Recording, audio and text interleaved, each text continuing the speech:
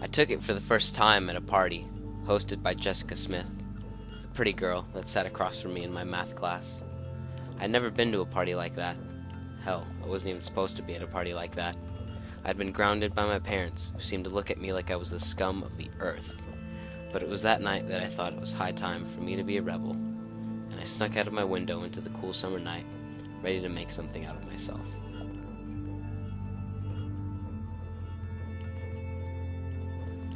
When I arrived at the house, the music was so loud it caused the ground to shake. With all the power of the bass and the drum, the air was full of a sickly, sweet smell, and puffs of smoke silked their way from cracked lips.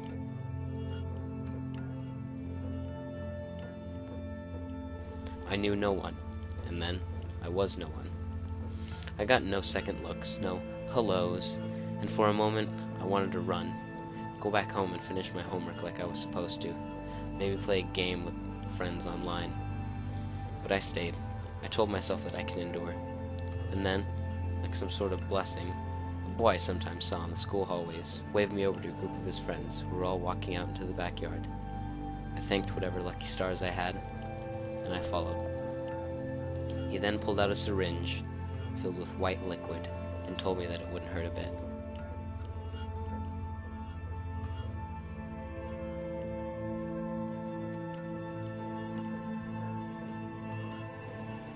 I tried to remember years of taking health class and PE teachers with large metal clipboards who insisted I would be struck by lightning were I ever even to touch the mere essence of drugs.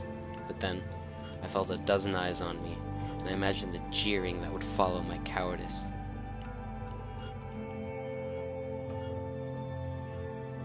Clenching my teeth, I stuck my arm out in front of me and looked away as I was injected for the first time.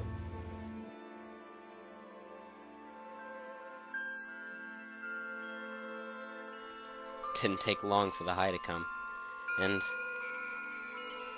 I felt so powerful.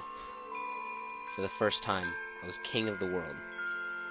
If it could be dreamt, it could be done. I sat on a cliff overlooking the universe, and I was able to control all of it. I parted seas and raised mountains. People looked at me with admiration as I flew past them with silver wings. The air was different, cleaner, brighter, purer. I was unstoppable, undefeatable, immortal.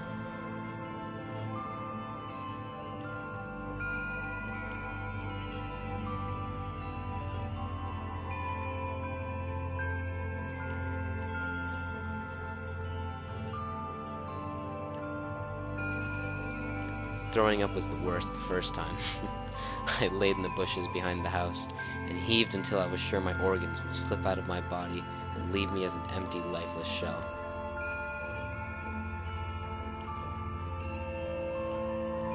I don't remember how I got home that night. Maybe it was the guy that drove me. Maybe I walked. But all of a sudden, there was a drive within me to feel the high once again, to stand over the universe once more.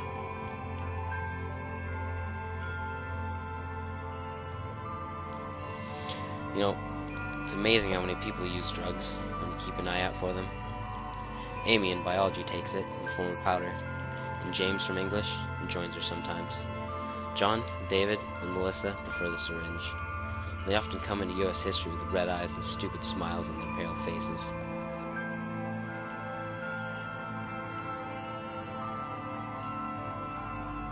I took my savings out from my account that week. Figured that a little bit of cash was worth the feeling, being able to stand with the creator of this world, insurmountable power within me. And so, I got high more and more often. My parents didn't care. Hell, they weren't even around to see my red eyes and the way I heaved over the toilet. And even if they were, it was just a hopeless kid to them anyways. My teachers must have noticed something. My grades dropped from perfect A's to C's and D's, and even 2 F's. But they were probably too jaded by years of disappointing students and a messed up educational system to even give close of a damn about me. I got high and nobody cared. Not even me.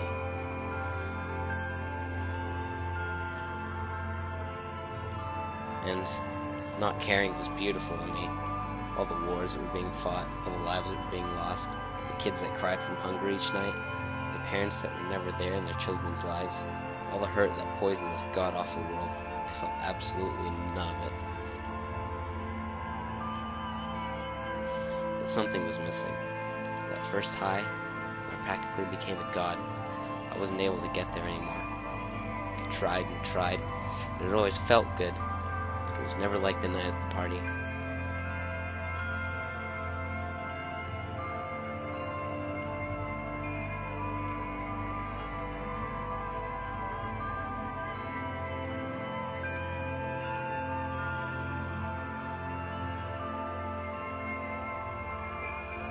I knew that high had to be out there somewhere, and so my money began to disappear, to the point where I stole bills from my dad's wallet, and school became so difficult to sit through sober that I didn't bother coming in most days. I was expelled after getting caught stealing the kid's wallet. I laughed at the principal and told him it was the best damn thing that he could have done for me.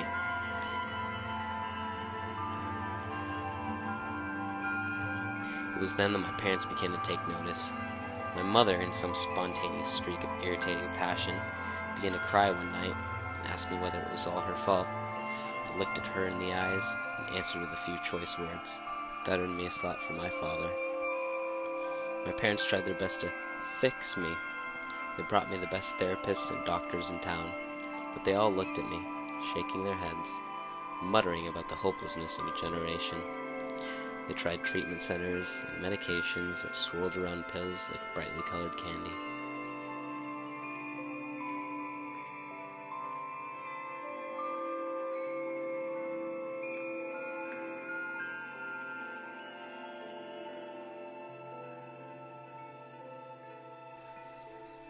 I've never known pain like withdrawal. I felt like I was dying. Like millions of insects were trying to claw their way out of my sickly veins. I threw up until there was nothing left, and the sweating never stopped.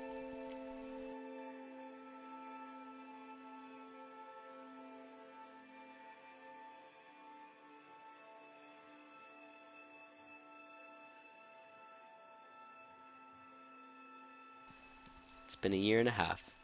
There's not a single day that goes by where I don't regret opening my window that cool summer night and sneaking out to that goddamn party. I'm broken, I'm beaten, and there were so many times that I wanted to end it all.